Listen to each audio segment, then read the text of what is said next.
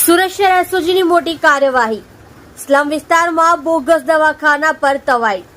SOG દ્વારા 100 જેટલા bogus ડોક્ટરની અટકાયત કરી। એસઓજી દ્વારા અલગ અલગ ટીમો બનાવી તપાસ કરવામાં આવી હતી। શહેરના સ્લમ વિસ્તારમાં મોટા પ્રમાણમાં બોગસ ડોક્ટરનો રાફડો ફાટ્યો છે। શહેરના રોગચાળાની સ્થિતિમાં આવા બોગસ ડોક્ટરો સામે એસઓજીની લાલાક। એસઓજી દ્વારા આરોગ્ય ટીમને સાથે રાખી કાર્યવાહી કરી। સર, કયા વિસ્તારમાંથી આ ડૉક્ટરો પકડાય છે? કેટલા ડૉક્ટર? આજે એસઓજી દ્વારા જે બોગસ ડૉક્ટરો હોય છે એની માટેની એક મુહિમ ચલાવવામાં આવી હતી।